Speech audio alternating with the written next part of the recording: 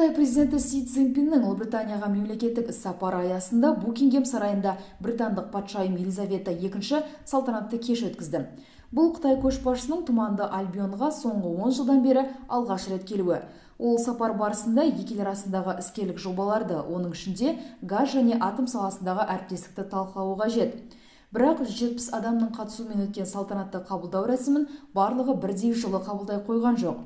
Букингем сарайында банкет өтіп жатқанда Лондон көшелерінде Пекиннің адам құқығы туралы саясатына және оның Тибетке қарым-қатынасына қарсылық білдірген акциялар жүріп жатты.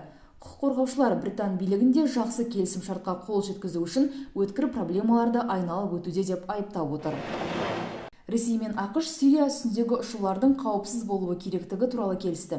Екі елдің қорғаныс ведомствосы сириялық әуе кеңістігіндегі ұшақтар мен өздігінен ұшатын аппараттардың әрекетін реттейтін меморандумға қол қойды.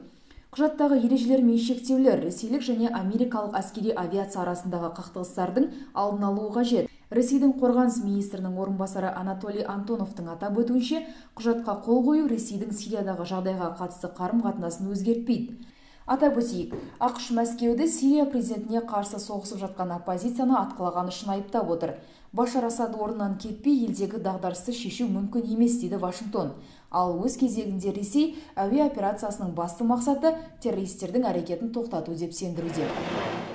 Deutsche Bank қателесіп клиентіне 6 миллиард долларды аударып жіберді. Келесі күні ақша қайтарылған. Болған жайт Федералды резерв жүйесі, Еуропалық орталық банк және британдық реттеушілерге хабарланды. Бұл жағдай маусым айында банктың Лондондағы кеңсесінде орын алған. Кіші трейдер бөлімше меңгерушісі демалыста болған кезде қателескен. Ол жалпы операция айналымдарын оның қаржылық нәтижелерімен шатастырады.